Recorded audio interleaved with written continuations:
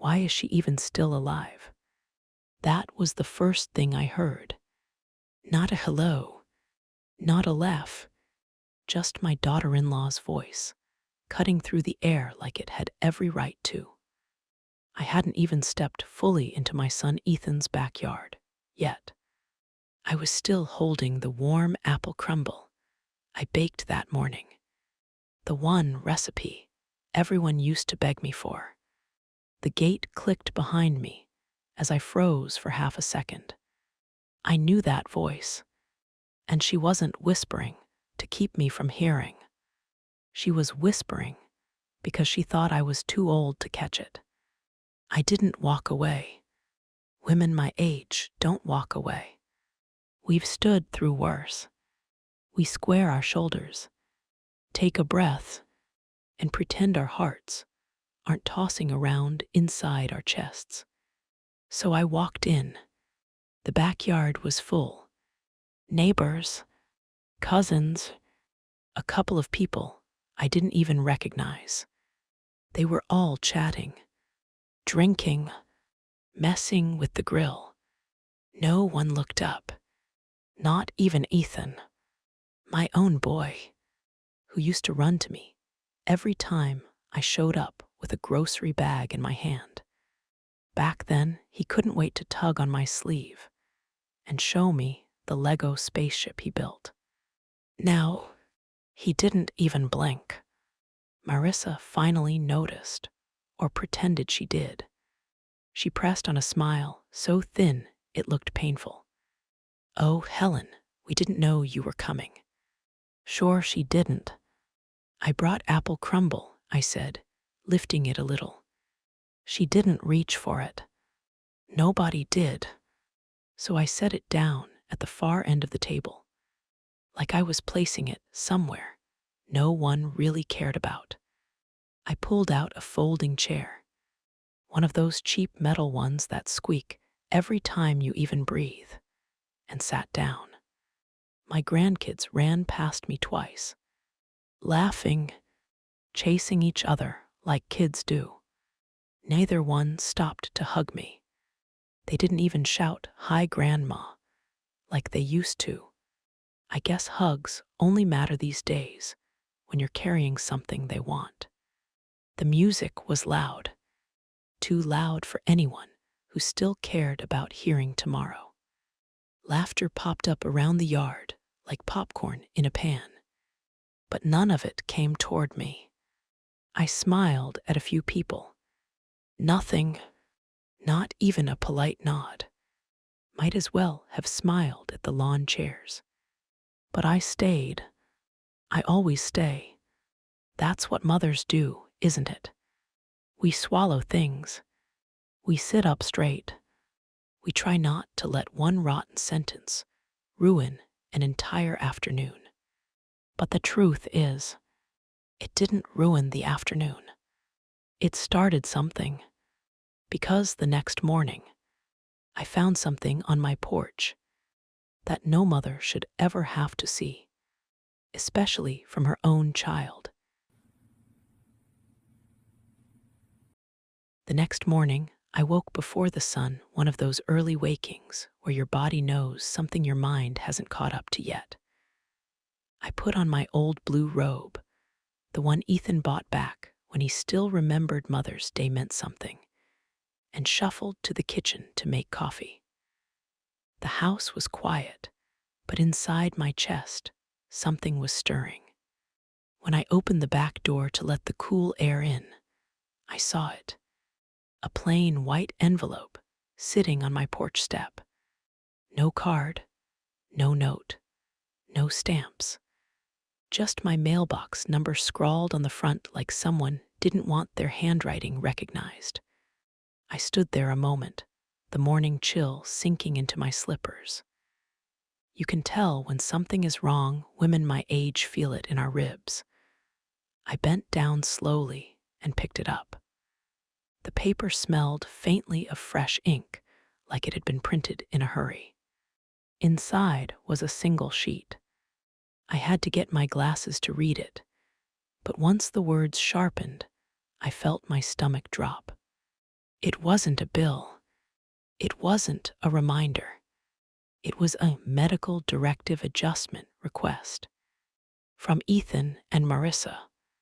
They wanted joint decision-making rights over my health care. They wanted the power to make choices for me in the event of declining capacity. Declining capacity.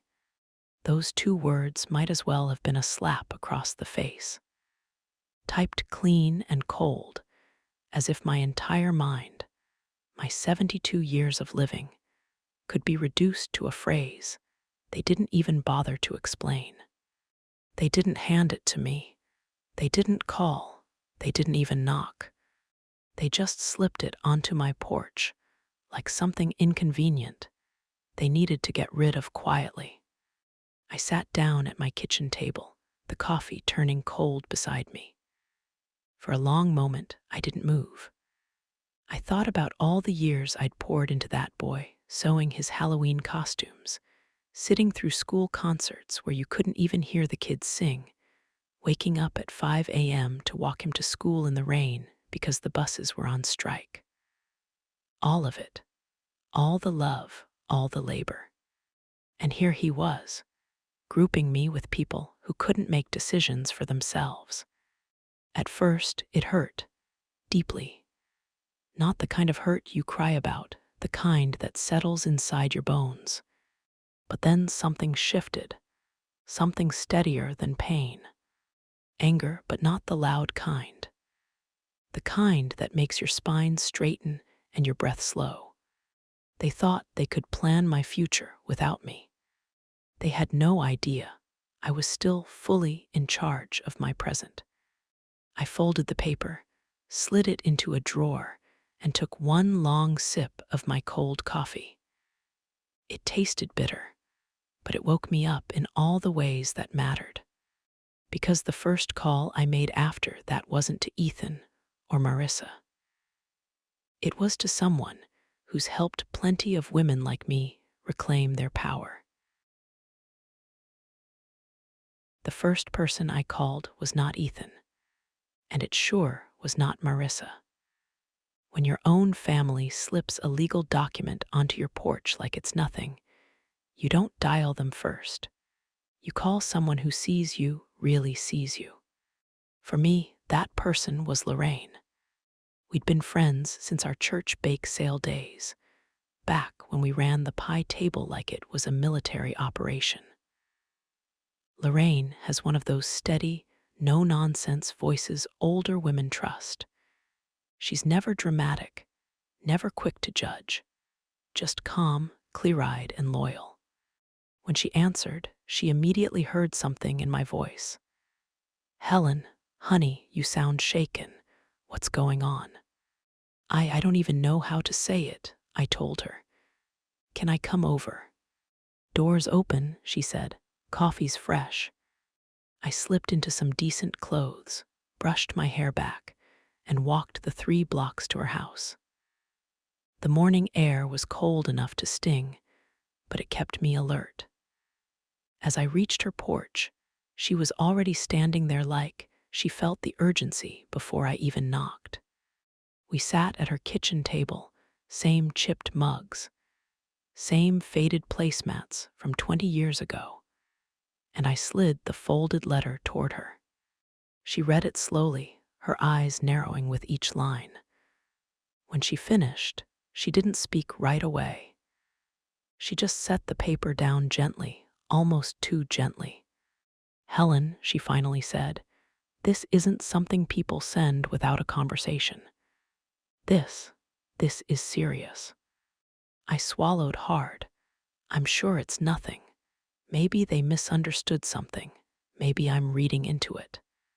Even as I said the words, a knot of shame twisted inside me. The idea that my own son might be trying to take control of my life, my decisions, felt too painful to accept. I didn't want to believe it. I kept thinking about all the nights I sat awake after Bill died, budgeting every dollar so Ethan wouldn't have to help me.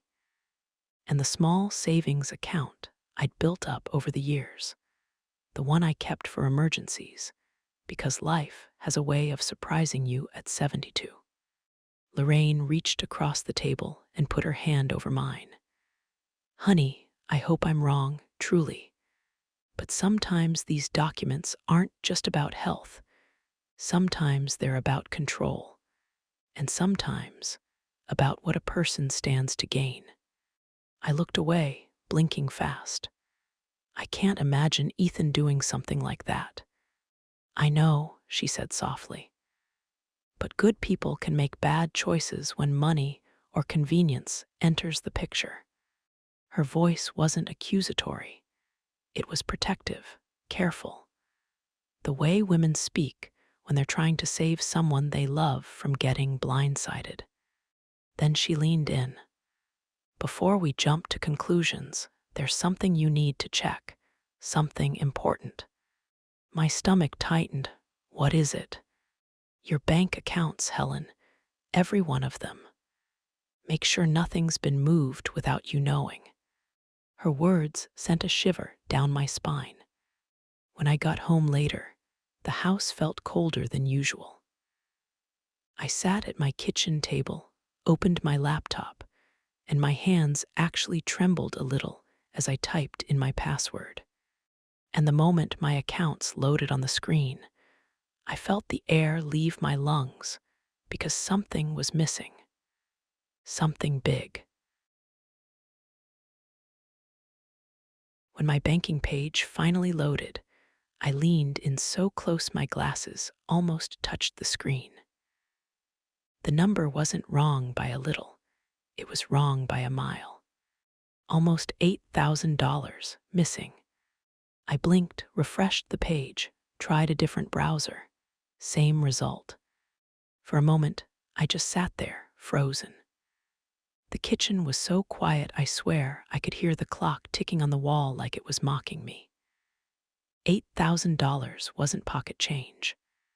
That was the little nest I'd built slowly, carefully, saving leftover bills from holiday bonuses, rolling coins into paper wrappers, tucking away the money Bill used to call rainy day insurance. Women my age don't save for luxury. We save because we know life doesn't warn you before it hits. My hand trembled as I clicked into the transaction history. 2 withdrawals stood out immediately. One labeled authorized household caretaker expenses, the other miscellaneous family support, both tied to Ethan's home address. For a long moment, I couldn't breathe. My eyes stung, not from tears, but from disbelief. Household caretaker expenses. No one had cared for me. The closest thing to support I'd received was a polite hello from my grandkids if they happened to look up from their phones. At first, I tried to rationalize it. Maybe it was a bank mistake. Maybe someone typed a number wrong. Maybe some automated system pulled the funds by error. I even opened the bank's live chat window, but closed it again. Banks don't accidentally pull thousands of dollars twice, and they don't magically connect themselves to my son's address. My chest tightened. A memory came back, sharp and vivid. Ethan at 16, holding out his palm for gas money, swearing he'd pay me back next week. Then at 22, borrowing my old debit card just to grab groceries, and forgetting to return it for 2 months. There, always been carelessness in him, but never cruelty. Still, people change, sometimes slowly, sometimes suddenly. I closed the laptop, rubbing my temples, trying to steady my thoughts. That's when another detail surfaced, something small but chilling. 3 weeks ago, Ethan had insisted on helping me sort through some old mail. He'd taken a handful of envelopes to organize them. At the time, it seemed kind. Now, the memory sat wrong. Very wrong. I stood up, my knees stiff, pacing the cold tile floor. Every step made the realization heavier. Someone with access to my personal information had taken that money. Someone who assumed I wouldn't catch it. Someone who'd already shown they wanted control. Slowly, I reached for the letter they'd left on my porch, the one about medical authority, and read the first line again. This time, the words didn't look like concern. They looked like preparation. "What else have they touched?" I whispered.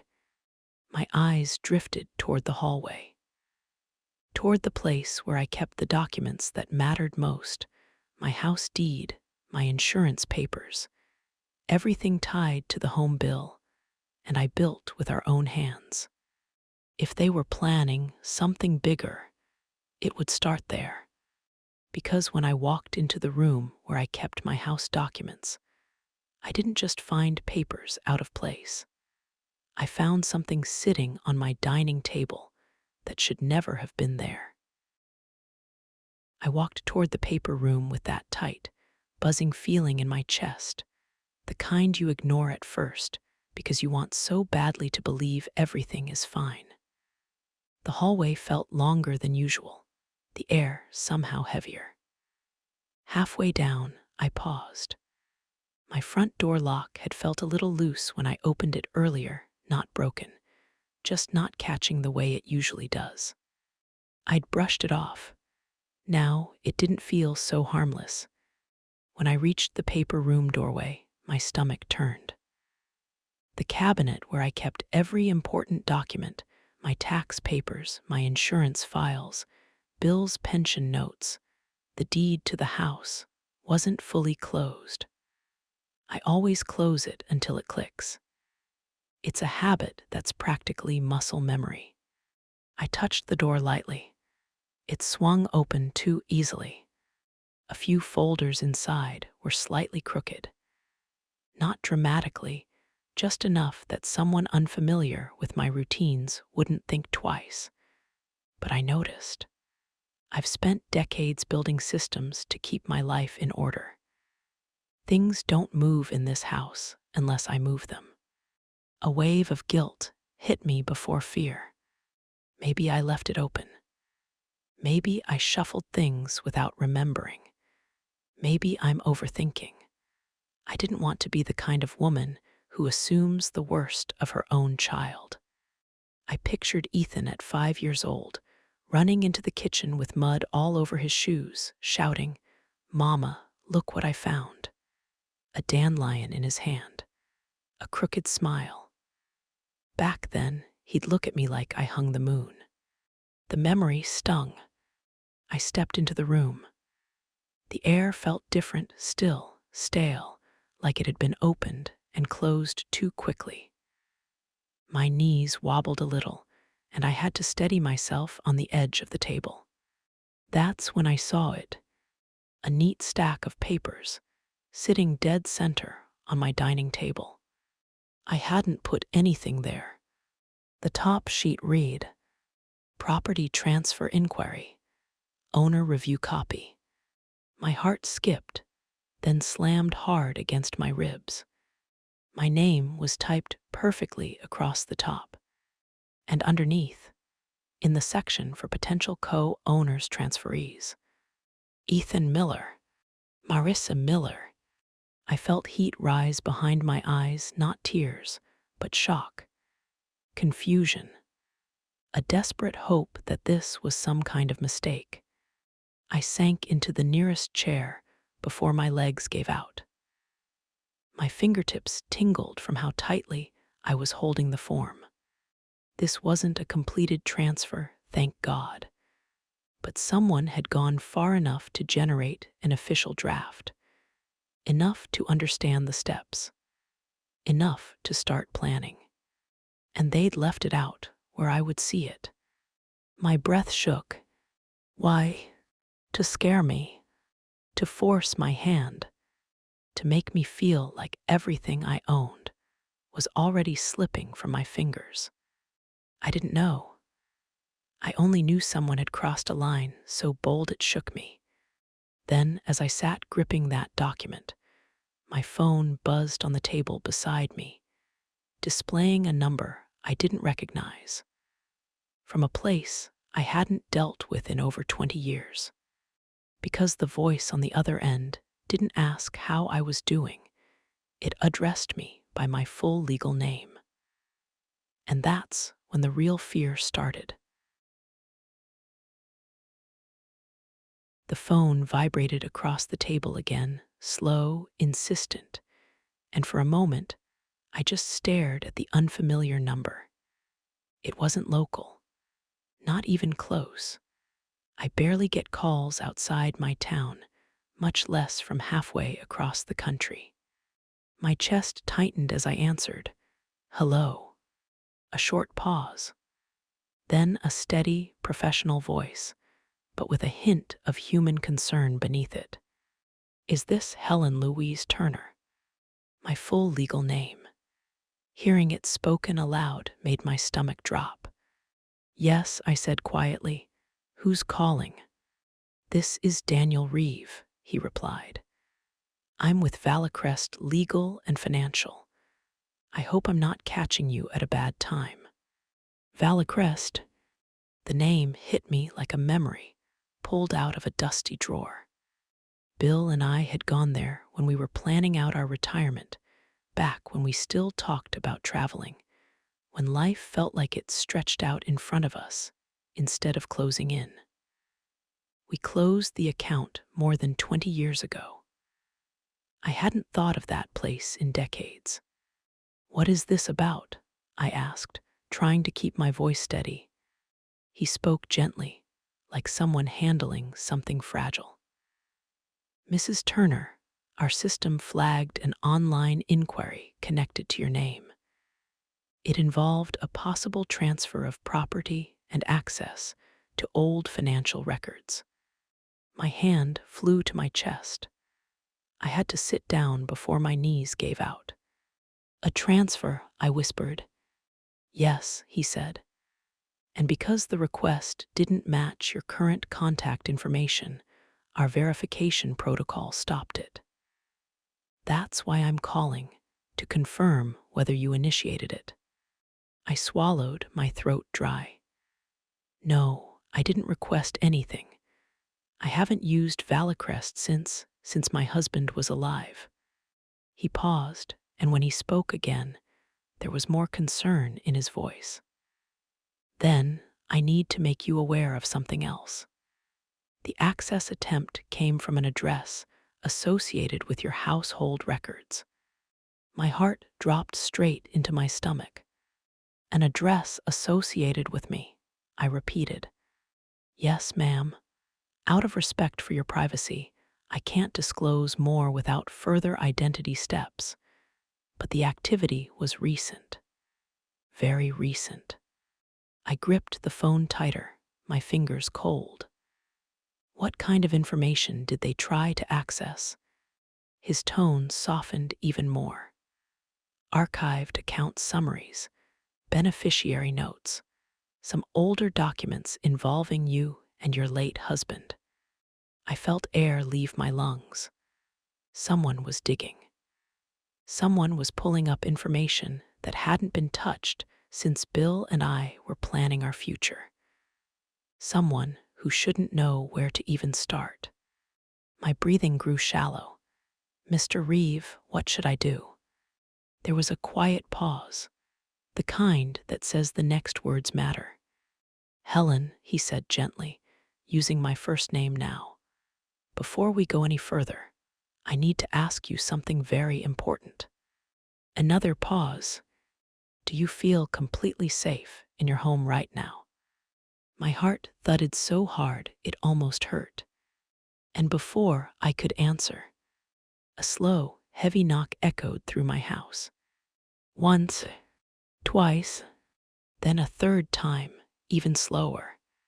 Nothing about it felt right, because when I looked through the peephole, the person standing on my porch was the last person I ever expected to see. The knocks came again, slow, steady, like someone who wasn't in a rush because they knew I'd eventually have to answer. My whole body tensed. Women who live alone know the meaning of knocks like that. They're not friendly. They're not casual. They're intentional. I moved toward the door, but this time I double-checked the chain lock first. My hands shook as I slid it across, the metal clicking louder than usual. I pressed my palms against the cool wood for a moment, trying to steady my breathing. Daniel's voice was still faint on speakerphone. "Mrs. Turner, please don't open the door unless you know who it is." I forced myself to look through the peephole, and my stomach dropped. Standing on my porch was Tom Grayson, Bill's cousin, a man I hadn't seen in almost 2 decades. He looked older, sure gray at the temples, lines deeper, but something about him was the same. That strange mix of charm and danger. The way he'd look just a little too long before he spoke, like he was deciding what version of himself to present. He rocked on his heels, glancing around like he expected someone else to show up any minute. Why was he here? I cracked the door open just an inch, chain still locked. "Tom." A smirk tugged at only one corner of his mouth, never both. "There she is," he said softly. "Took you long enough." His tone was too familiar, too comfortable, like he'd been rehearsing this greeting. "What are you doing here?" I asked. "I was nearby," he said, though nobody casually drives 2 states for a surprise visit. "Thought I should stop in. Family ought to check on each other." I didn't buy it, not for a second. "Who told you I needed checking on?" He shrugged one shoulder. "Let's just say certain things made their way down the family line. Old paperwork, old conversations. You'd be surprised what resurfaces." My breath caught. Old paperwork, old conversations. My mind raced back to the property inquiry. The bank withdrawals, the Valecrest call. Too many coincidences for comfort. "I can't talk right now," I said firmly. "You need to go." Tom didn't move. Instead, he reached inside his coat, and for a moment my heart stopped until he pulled out a plain white envelope. Thick, old, worn at the edges. "This," he said, holding it out, "belongs to you. Bill wanted you to have it if things ever went sideways." At Bill's name, something inside me tightened. Hard. The envelope wasn't new. It had that aged, yellowed look, like it had been sitting in a drawer for years, maybe decades. My throat closed. Behind me, Daniel's voice came through the phone, low and urgent. "Mrs. Turner, do not accept anything if you feel unsafe." Tom's eyes met mine through the narrow gap. They didn't blink. "Open it, Helen," he murmured. "You'll understand everything." My fingers twitched on the chain lock. Part of me wanted to slam the door. Another part, some old loyalty tied to Bill, ached to know what he had hidden. The envelope hovered between us, because when I finally opened that envelope, what I found inside didn't just explain the danger I was in. It shattered the version of my marriage I'd believed for 42 years. I didn't touch the envelope right away. Not at first. I stood there in the silent house, listening to the distant hum of Tom's car fade down the street, feeling that cold, creeping awareness settle into my bones. When I finally shut the door, I locked every bolt, top, middle, bottom, and for a moment just pressed my forehead against the wood. My hands were trembling, not just from fear, but from the weight of something old returning. I picked up the envelope where he'd left it. The paper felt strange beneath my fingers, yellowed at the edges, soft like fabric, the texture of something kept hidden for decades. Daniel was still on the phone, his voice low and cautious. "Helen, take your time. Whatever S in there, don't push yourself." But I wasn't afraid of the paper. I was afraid of what Bill had kept from me. Not everything in a marriage is shared, I know that. But Bill and I, after all those years, after weathering losses and disappointments, we built our life on gentleness, honesty, quiet trust. The idea that something had been heavy enough for him to hide it made my chest tighten. "I'll call you back," I murmured, and hung up. I sat on the sofa, pulled my reading glasses down, and opened the envelope. 3 things slid out: a letter, a legal page, a photograph. My breath caught the moment I saw his handwriting. Bill's letters had always leaned a little to the right. He said it was because he wrote faster than he thought. I ran my thumb across the ink before I even began reading. "Helen, if you're reading this, it means I wasn't able to resolve what I hoped to fix while I was alive." I felt the room blur for a second. He went on, "I kept pieces of my family's past from you not to deceive you, but because those burdens belonged to me, not us. Years ago, long before you and I found each other, my family signed agreements, unwise ones. They involved relatives, property disputes, and expectations that outlived the people who made them." My throat tightened. I tried to untangle it. I tried to close every door. But some people don't let go, Helen. Some people wait for an opportunity. My pulse hammered. I unfolded the legal document. Most of it was faded, stamped, bureaucratic, but one sentence was unmistakable: pending familial claim, subject to surviving relatives. Not our house, not our savings, but if someone wanted leverage, I suddenly understood. Last, I picked up the photograph. Bill stood beside Tom, much younger than today, outside a courthouse, worry etched in his face. On the back, in Bill's handwriting, was a single line: "If Tom ever comes back, don't trust him."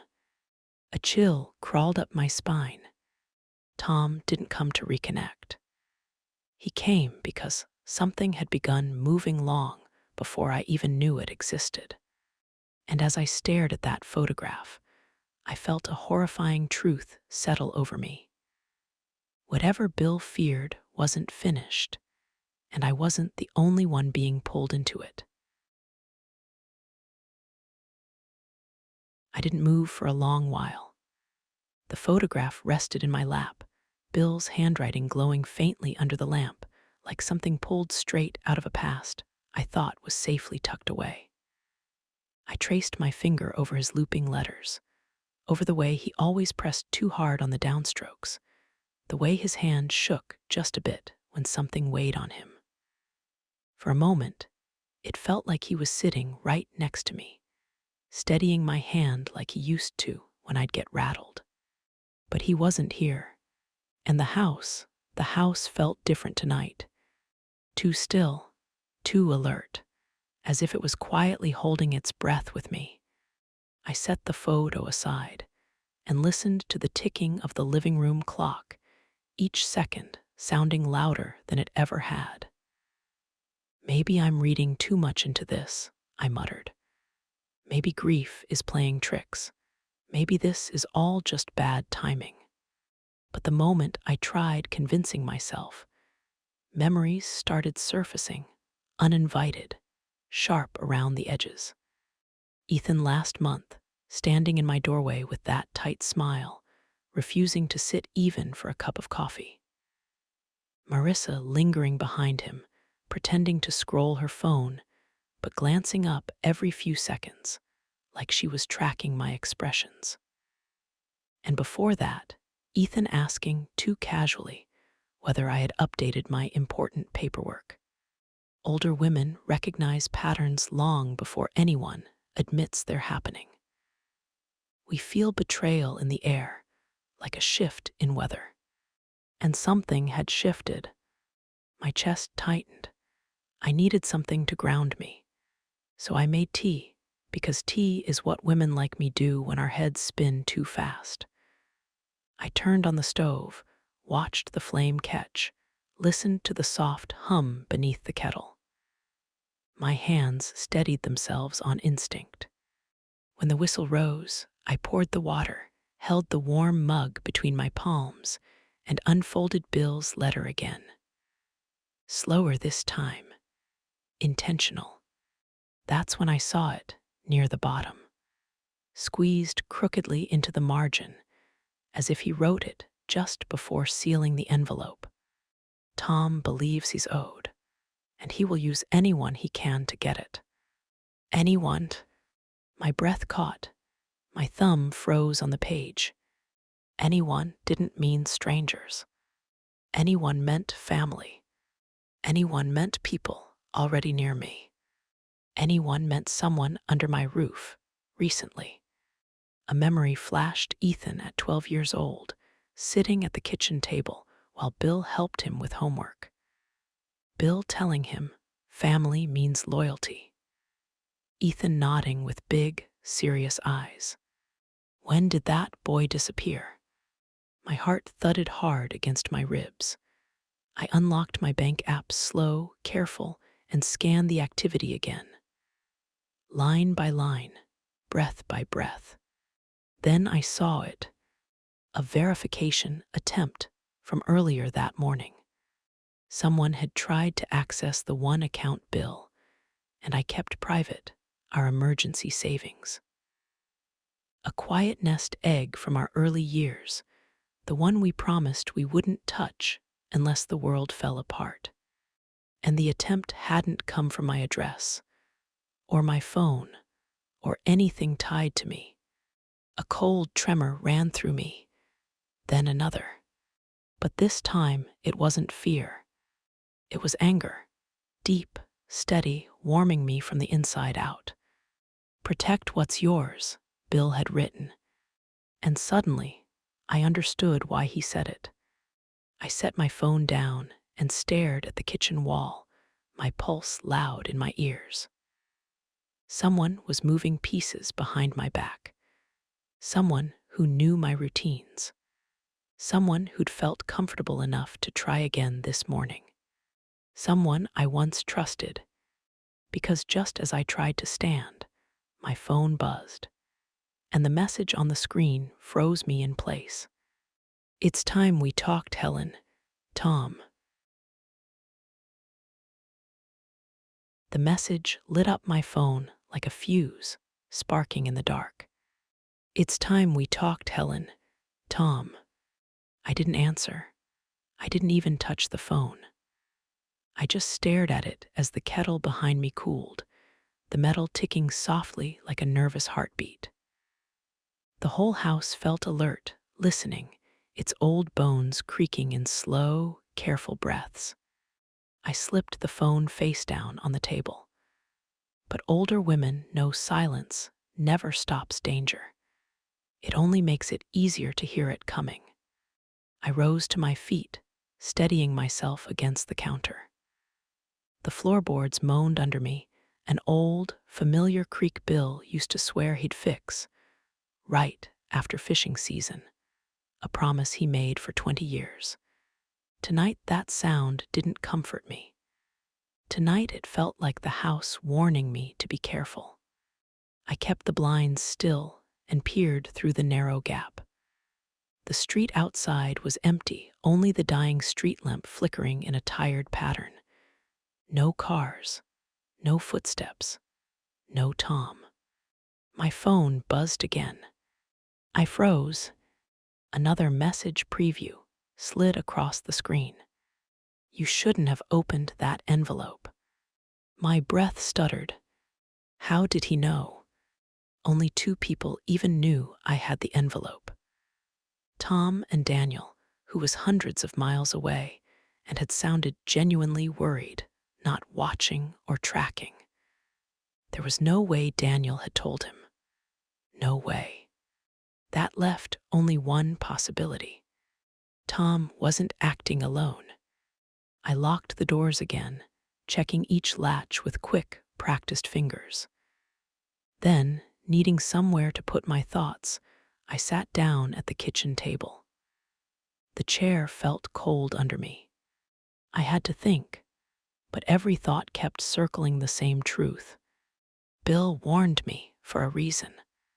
I looked down the hallway toward his old study. The air seemed colder in that direction. That room had stayed shut for years, not out of fear, but out of reverence.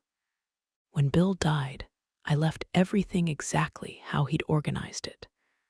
I couldn't bring myself to disturb the last place where his handwriting, his smell, his habits still lived. And I hadn't opened the drawer he told me about. Not once. But I remembered the night he created it. We'd been drinking late-night tea, the way we did when storms rolled in. He pulled out a red marker, looked me straight in the eye, and said, "If anything ever feels wrong, anything at all, go to that drawer first." I'd laughed, thinking he was being dramatic. But he hadn't laughed back. That memory tightened something in my chest. I stood slowly, carefully. The floor creaked again, longer this time, almost like a warning. But I kept moving, down the hall, past the photographs, past the shadows stretching along the walls. When I reached his study door, my hand hovered over the knob. A cold draft brushed across my wrist, raising goosebumps. Someone else had been in this house recently. I pushed the door open and stepped inside. The room smelled faintly of old paper and aftershave, Bill's aftershave. My eyes burned. Then I crossed to the desk, pulled open the bottom drawer, and my breath left my body. Because inside, on top of Bill's emergency-only folder, was something he never put there. Something bearing handwriting that wasn't his. And the moment I saw what it was, I realized with absolute certainty. Someone had already been in this room, and they wanted me to find it. For a long moment, I just stared at it, because something inside me refused to accept what my eyes already understood. Someone had placed a new envelope on top of Bill's emergency-only folder. Not Bill, not me, someone else. The paper was too clean, too new, the ink too fresh. Whoever left it had been in this room recently, close enough to feel the warmth of this old house, bold enough to touch a drawer Bill once called our last line of defense. My fingers trembled as I lifted the envelope. A faint, unfamiliar scent clung to it, sharp, subtle, almost like cheap cologne. My heart climbed into my throat. Older women don't imagine things like this. We've lived long enough to know the difference between paranoia and danger. The flap wasn't sealed. It opened with a soft whisper. Inside lay a single sheet of paper, printed clean, cold. "You're not safe here." I read it once, then again and again. The words didn't change, but their meaning kept sinking deeper. My kitchen felt miles away. My own heartbeat sounded like footsteps in an empty hall. Then I saw the handwritten scrawl beneath the printed line. Rushed, crooked, almost panicked. "Check the shed." My breath caught. The shed. Bill's shed. He built it the summer after Ethan was born. The same summer he taught Ethan how to hold a hammer without bruising his thumb. The old wooden door still had the faint pencil marks where Bill measured heights each year. I hadn't stepped inside it in months, but Ethan had been there recently. He asked about helping clean it out. I hadn't thought much of it then. Now my chest felt tight. I looked around the study, Bill's study. His smell lingered faintly in the air. That quiet blend of old paper, cedar shavings, and the aftershave he wore every morning until the day his heart stopped. Loneliness pinched the back of my throat. I missed him. I wished he were here. I wished I wasn't navigating this nightmare alone. My hands slid the emergency folder from the drawer. A corner of a new page stuck out, too bright against Bill's old files. I pulled it free. A visitor log. County clerk's office. 2 weeks old. And highlighted, bold yellow, unmistakable. Tom Grayson. Itia Chan Hely. My son, standing beside Tom, looking through records tied to Bill and to me. A cold shiver crawled up my spine. Every strange moment of the past months suddenly made sense. This wasn't coincidence.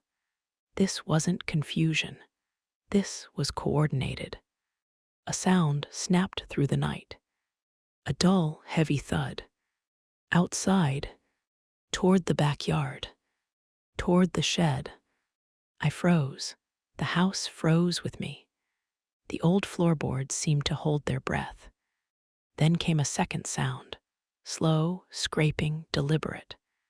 The shed door, Bill's shed door, opening, because in that moment, listening to that creaking hinge, I knew someone wasn't just after my home or my money. They were coming for me.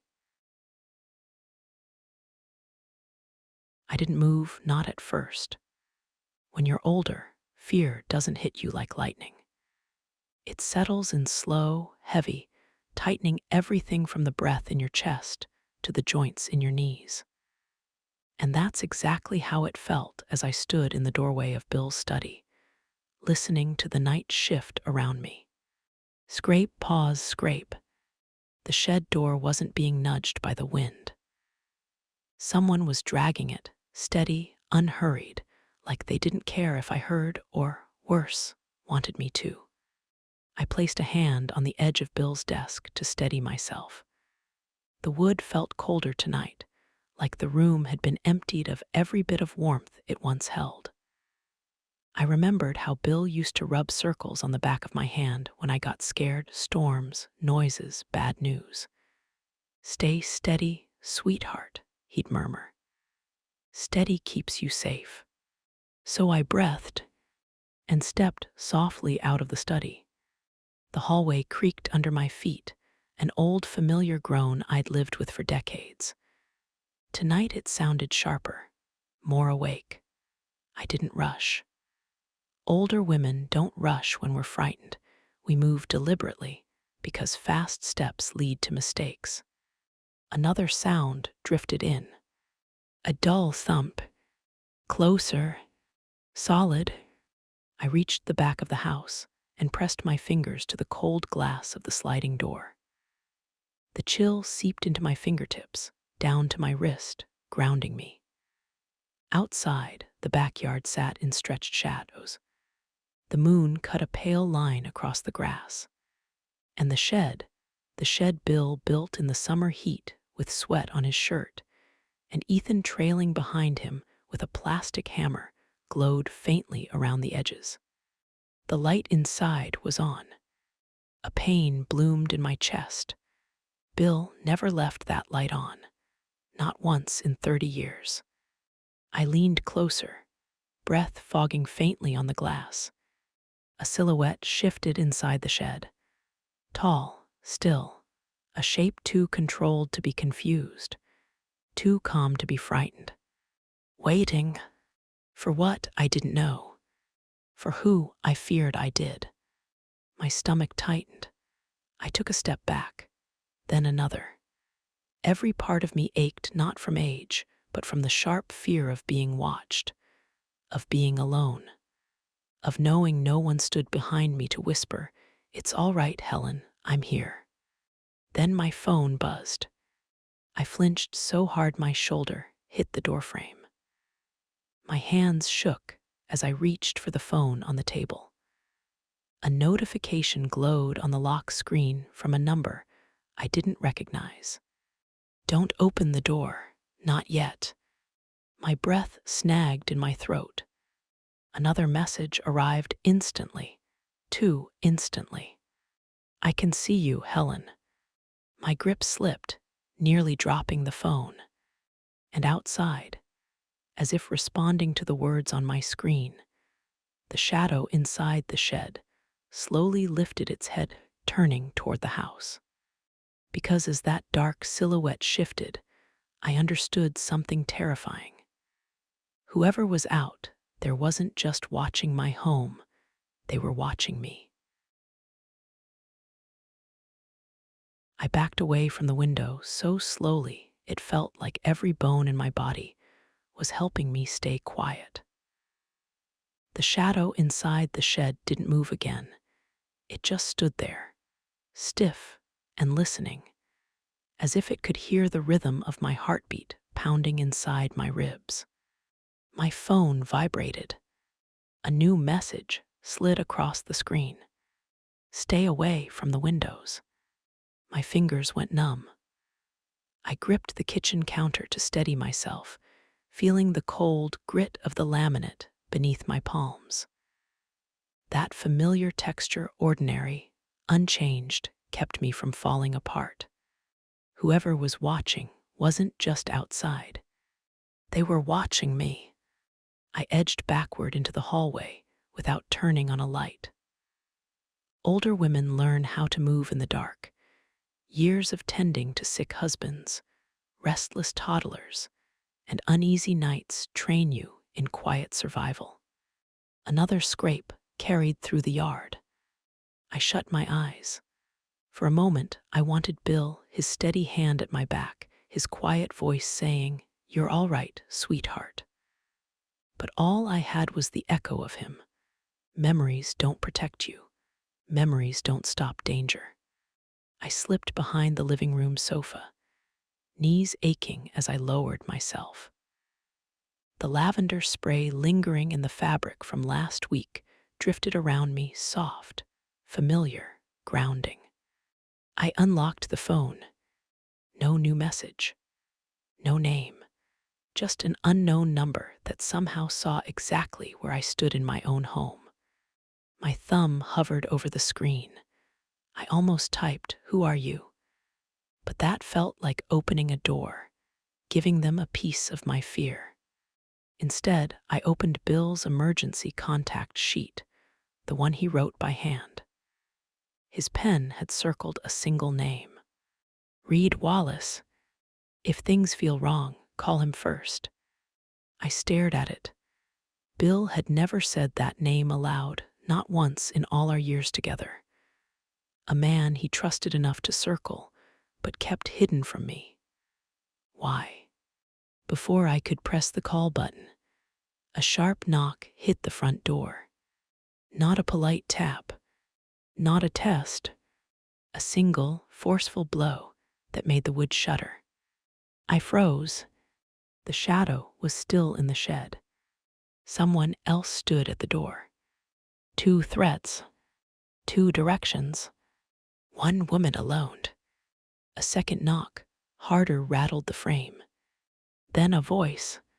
"Helen, Mom, it's me. Open up." "Ethan, my son." But his voice, it didn't sound right. Too tight, too controlled, like he was trying to sound calm but couldn't quite manage it. My breath lodged in my throat. Every instinct a mother has, love, fear, confusion, all collided inside me. My phone buzzed again. A new message. Short, blunt, cold. "Do not let him in." I didn't go to the door right away. I couldn't. Something in Ethan's voice, something tight and coiled, held me still in the dark of the hallway. I pressed my back against the wall, feeling the cool paint through my sweater, and tried to steady my breathing. Mothers know their children's voices the way they know their own heartbeat. But this wasn't how my son sounded when he was simply worried or upset. This was a tone I'd heard only a handful of times in his life. Once when he lied about breaking a neighbor's window at 12. Once when he'd gotten into trouble as a teenager. A tone that meant he was hiding something. "Helen, Mom, open up," he said again. Calm, too calm, forced calm. A faint draft slipped under the front door, brushing cold against my ankles. I inched closer, careful not to let the hardwood creak beneath my slippers. I shifted my weight to the carpet runner, one of Bill's old tricks, and stayed tucked behind the hallway corner where he couldn't see my shadow. Another voice outside murmured something low, muffled. I couldn't make out the words, but it was enough to send a spike of cold through my chest. Someone was with him. That was what the texter meant. Wait. My phone vibrated in my hand again. I glanced down. "Don't move from the hallway." A second vibration followed before I could breathe. He's not alone. My throat tightened. Whoever was texting me wasn't guessing. They were watching the same scene I was, somehow knowing what I couldn't see.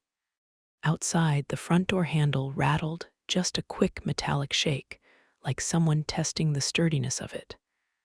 I clutched the phone harder. The metal against metal scraped again. Not a key, not a knock, a tool. I swallowed back a small gasp and pressed my fingertips to my lips.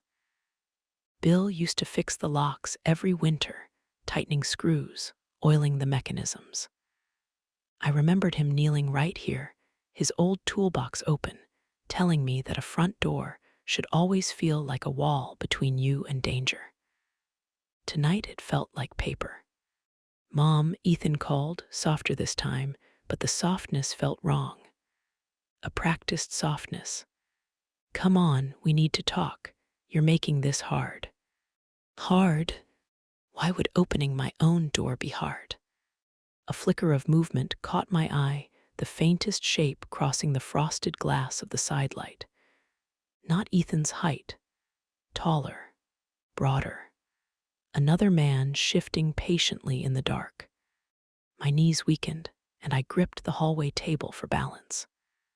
A framed photo of Ethan as a little boy, missing his 2 front teeth, hugging Bill around the waist, stared up at me. That little boy would never have spoken to me like this. That little boy used to run into my arms, crying, when storms scared him at night. What had changed? How had we reached a place where I was afraid of my own child's voice? The lock clicked, not turning yet, but pressured. Someone on the outside testing it harder. I held my breath. 1 second. 2. 3. The texter's words pulsed on my screen like a heartbeat. "Don't let him in." Then, just as the lock gave a dangerous, subtle shift, every light in the house snapped off at once. Blackness swallowed everything. Because in that instant of total darkness, I realized something horrifying. The power hadn't gone out in the neighborhood, just in my house. For a moment, I wasn't sure whether the darkness came from the house or from inside my own eyes. The lights didn't flicker, they vanished. The refrigerator hummed 1 second, then fell silent. The clock in the dining room stopped mid-tick. The stillness felt unnatural, heavy, as if the whole house had taken a breath and was afraid to exhale. My first thought wasn't danger. It was Bill. He used to say during storms, "If the power goes out, don't panic, Helen, just breathe." I clung to that now, even as fear tightened around my ribs. I steadied myself on the hallway table, the wood cool beneath my fingertips. Aging hands don't grip the way they used to. My fingers trembled as I tried to anchor myself. Somewhere outside, Ethan's voice rose, confused, tense. "Why, everything shut off," he said, but not to me. Someone else answered in a lower voice. A man close. My chest tightened. Ethan wasn't alone. Before panic could swallow me, my phone lit up in my palm, the only glow left in the house. A message from the same number that had warned me earlier, the same one that had sent small, strange alerts over the last few weeks. I still didn't know who it was, but whoever they were, they had never been wrong. Stay low, don't stand near windows. Not a threat, a direction, a warning that carried a steady, familiar urgency, like someone who had helped Bill before. Someone he trusted enough to write into that emergency folder. I eased myself downward, slow enough that my knees wouldn't give out all at once. The ache behind my left knee throbbed, but fear softened everything else. I remembered bending down like this years ago when Ethan was small, when he'd hide during thunderstorms, and I'd crawl beside him, whispering he was safe. Now I wasn't sure whether I should trust his voice at all. The front door rattled suddenly hard, not like someone knocking, like someone trying to solve a problem. Metal scraped against metal, a tool maybe, or a key that didn't quite fit. "Mom," Ethan called again, sharper, too sharp. "Open the door." I closed my eyes. That wasn't the Ethan who used to run barefoot through the yard, or the teenager who mumbled apologies after breaking curfew. This voice had edges, pressure, something rehearsed beneath it or forced. Another vibration in my hand. Move away from the front of the house. My breath shook, but I listened. I backed slowly into the hallway, slower than I wanted, careful of every creaking board, every shift of weight. My palm brushed the wall and found something solid. Bill's old flashlight. Heavy, reliable, his favorite. I wrapped my hand around it, the way I used to wrap my fingers around his arm when I was unsure of my footing. A second message arrived instantly. "Don't turn it on. They're trying to draw you out." A chill swept through me. They weren't just outside. They were watching. Footsteps moved along the side of the house. Another set at the back gate.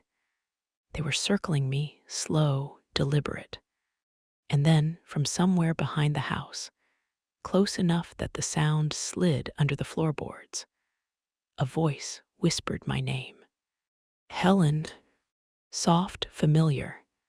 A tone I hadn't heard since the night Bill died. Because in that one breath, I realized the voice calling my name was Ethan. And it wasn't a stranger either. It was someone I once trusted with everything. For a moment, the dark pressed in so tightly I couldn't tell where the house ended, and my fear began. My first instinct was to panic, but something older, heavier, rose up beneath it. A mother's dread, a widow's loneliness, the kind of fear that isn't about the dark itself, but about what the dark reminds you of. "Bill," I whispered, barely breathing his name. "What did you mean, prepared for this?" I felt my way along the hallway wall, the familiar bumps in the paint guiding me. My fingers shook, but the texture kept me steady. I wasn't moving fast at my age. Speed only leads to falls. I moved with care, remembering all the nights I used to check on Ethan when he had nightmares, walking this same hallway, just younger, stronger, certain of the world. That certainty was gone now. A soft click sounded somewhere ahead, too close, too deliberate. Not a violent sound, not horror movie loud, just wrong. like someone shifting their weight on familiar floorboards.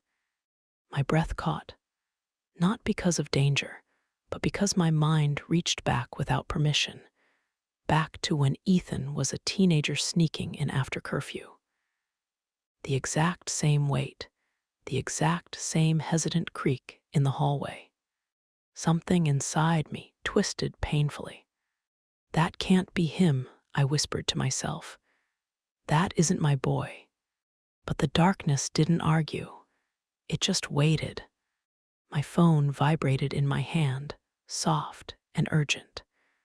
I shielded it against my chest so the glow wouldn't give me away. One short message lit the screen. Bill wasn't paranoid, Helen. He warned you because he knew they'd come. My pulse jumped, not because I understood, but because part of me did. Bill had carried a worry I never pressed him on. Back then, I thought love meant not asking questions that hurt. A faint shuffle drifted from the kitchen. Not fast, not frantic, almost familiar. The quiet kind of movement from someone who knew where every table leg and loose floorboard sat. A chill slid down my spine, not terror, but realization. Someone in this house had been here before. My hand tightened around the phone. I wanted to call Reed. I wanted to scream. I wanted to run to the door and demand Ethan tell me the truth. But age teaches you restraint, teaches you that sometimes survival means stillness, not movement.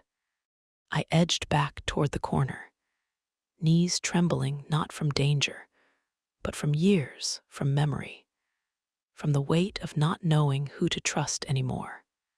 Then, from the dark behind me, a voice breathed, so close it brushed the air at my ear. Mom, don't scream.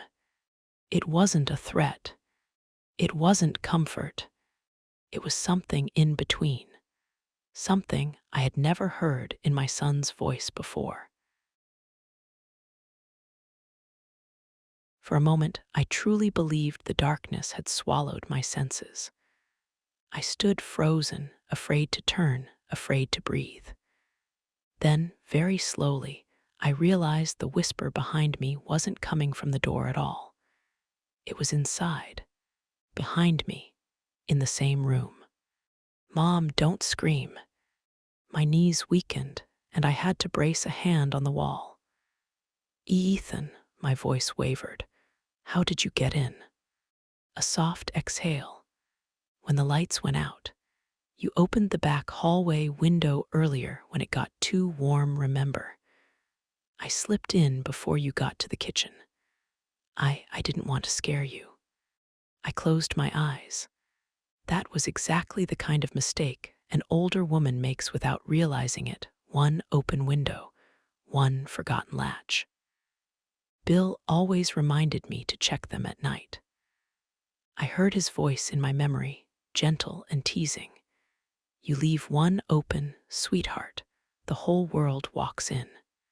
But the boy behind me wasn't the voice I'd heard pounding the front door earlier. That tone, the hard, urgent one, had been different, forced almost. Why did you sound so angry at the door? I whispered. He swallowed. Because Tom was standing beside me, Mom. He was listening. I had to sound like I was on his side. A tight, aching pain pulled through my chest. Ethan, you promised me after your father died, you'd never let anyone push you around again. I know, he said, voice cracking. But Tom, he knows things about Dad, things he dangled over me like bait. I slowly turned, not fully, just enough to see the outline of my son's shoulders in the dim light from the window. He looked smaller somehow, not the grown man who walked out my door months ago, but the frightened teenager who once tried to hide behind me after breaking a neighbor's mailbox. What did he tell you? I asked softly. That Dad left something unfinished, Ethan whispered. Something valuable, Something he said could fix everything if we just found it first. He said you wouldn't understand, that you'd only get in the way. A hot sting of betrayal rose in my chest. Not fear, heartbreak. My own son choosing a stranger's story over mine. And you believed him, I whispered. I wanted to believe Dad left us something good, he said, voice thick with guilt. I didn't know Tom meant to take everything from you. Footsteps crunched outside the front window, slow, deliberate, circling the house. Ethan stiffened beside me. Mom, he whispered urgently, Tom isn't working alone. There are more people out there. And they think you know where Dad hid whatever he left behind. My pulse thudded in my ears.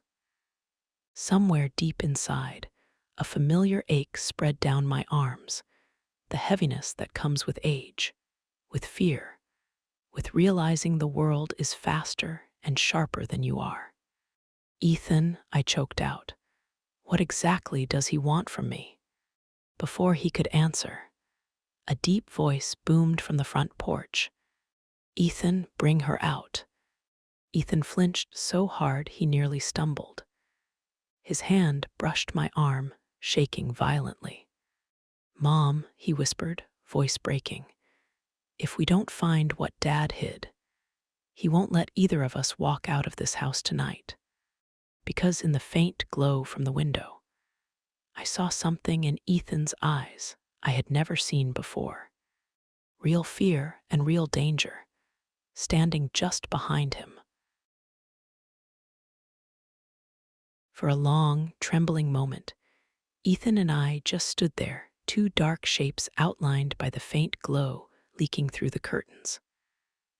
Outside, the porch boards let out a soft groan, the weight of a man shifting from one boot to the other. The house felt colder now, as if the blackout had stolen the warmth right out of the walls. Ethan, I whispered, you need to tell me who those men are. His breath shuddered. They're not investors, Mom, Tom lied. They're men he owes money to, men he told me Dad left something valuable to cover the debt.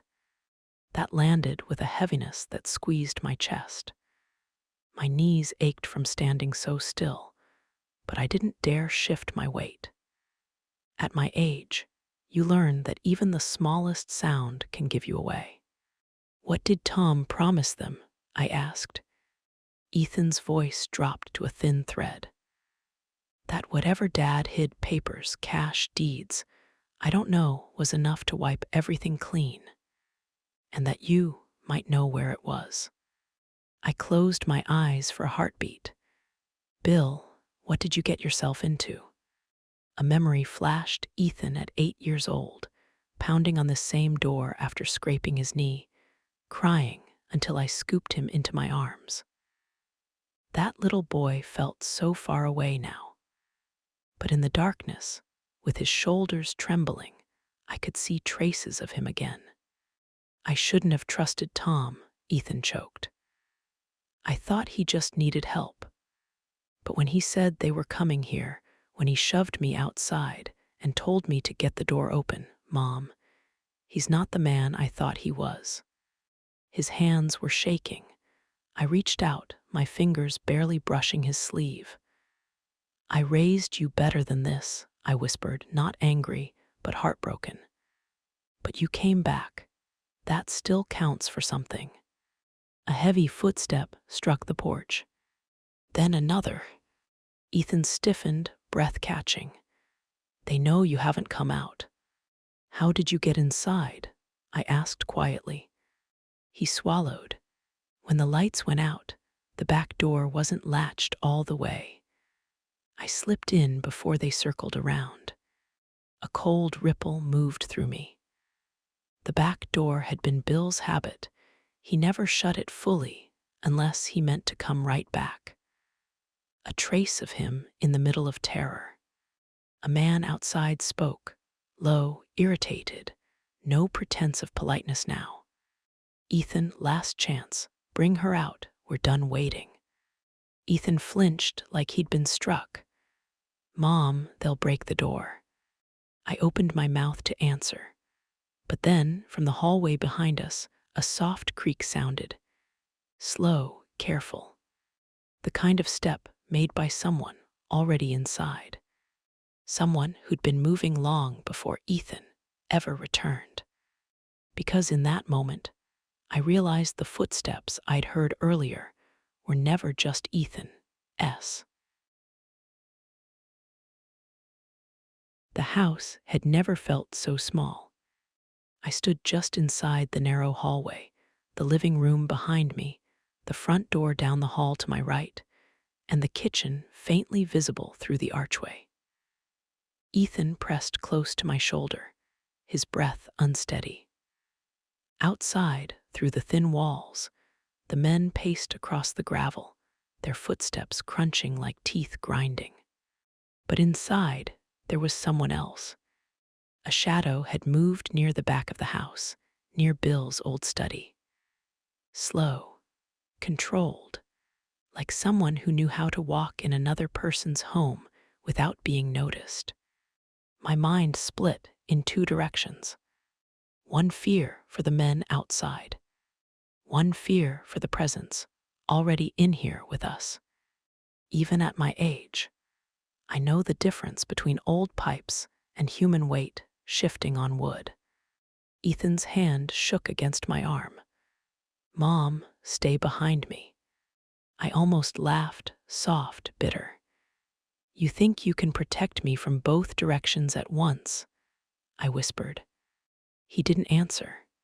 He just swallowed hard, the sound loud in the dark. A fresh ache pressed in my chest. I looked at him, the outline of the boy I raised, softened by fear. The son who used to hide behind my skirt on noisy 4th of July nights. The son who now stood between me and danger because he finally realized how deeply he'd misjudged Tom. Fear pulled at me, but something steadier rose beneath it, something older than panic. I may be frightened, but I will not leave my son to face this alone. Outside, one of the men called out again, voice sharp, impatient. "Ethan, last chance, bring her out." No countdown, no threats, just expectation. Inside, another floorboard complained, this time closer. Much closer. I felt Ethan tense. "That's not them," he whispered. "I know," I said. He looked at me like I'd spoken a truth he wasn't ready to face. My phone vibrated in my pocket. A single message lit the screen. "Do not run. He's here for you, not them." My heart lurched, but not with the panic I expected, with recognition. "Reed," I murmured under my breath. Bill's old friend. The man he trusted, with things he never explained to me. The names circled on that emergency page he left behind. Why now? Why here? A shape shifted at the far end of the hall. I stiffened. Ethan stepped half in front of me, half behind, uncertain where the danger truly was. My knees trembled, but not from weakness alone. At my age, I thought, fear doesn't spike. It settles deeper, it remembers. And the house remembered too, every creak, every breath, every absence. The shadow paused. Then, from the dark, a voice spoke softly. Too softly. "Helen." It wasn't the men outside. It was Ethan. It wasn't a stranger, either. No, this voice carried something painfully familiar. A careful tenderness, an old cadence, a way of saying my name I had not heard since the days when Bill would comfort me after bad dreams, murmuring in the dark. Because the voice in the hallway didn't just know my name. It knew how Bill used to say it. And only 2 people in my whole life ever said it that way. For a heartbeat, the hallway felt suspended, like the whole house was holding its breath with me. The figure at the far end stepped forward into the thin wash of moonlight. Broad shoulders, gray at the temples. A face I hadn't seen in nearly a decade, but one Bill once trusted more than he trusted himself. "Reed," I whispered, the name cracking in my throat. He lifted his hands, palms open. "It's all right, Helen. I'm not here to hurt you." Ethan stiffened beside me, fear and confusion twisting across his face. "How did you get inside?" Reed's voice stayed calm, grounded. "Bill gave me a key years ago for emergencies." His eyes softened. He hoped this day would never come. Another slam crashed against the front door, harder, more desperate. The wood groaned under the weight. Ethan flinched. "Mom, they're going to break in." Reed moved slightly in front of us, not aggressive, just steady, like he'd been preparing for this for years. "Let them waste their strength on that door. We need to focus." My pulse thudded in my ears. "Reed, tell me what Bill hid." He reached into his coat and pulled out a sealed envelope, the same type Bill always used for personal letters. My breath caught. "He told me I was to give this to you only when you felt watched, when you felt the house wasn't your own." Reed paused. "He trusted your instincts more than his own." My fingers shook as I opened the flap. Inside was a single handwritten page and a small metal key I recognized instantly. Bill's handwriting washed through me like a memory. "My Helen, if you're reading this, I didn't succeed in keeping the past where it belonged. I'm sorry. Reed will help you understand more than I could ever say out loud. The key is yours. What it opens is yours too. Do not let Ethan carry this burden. It was never meant for him." "Bill," I pressed the page to my chest, blinking back tears. "What does this key open?" Reed nodded gently toward the shed. "A safe built under the floorboards. Bill hid evidence your husband's old business partner, Tom's father, begged him to destroy years ago. Proof of lies, fraud, and threats." A cold shiver rippled down my spine. "Tom believed ruining your family would give him what his father never earned," Reed added quietly. "That's why he's gone this far." Another crack split the front door frame. The men outside barked orders, voices thick with impatience. "Ethan," they yelled.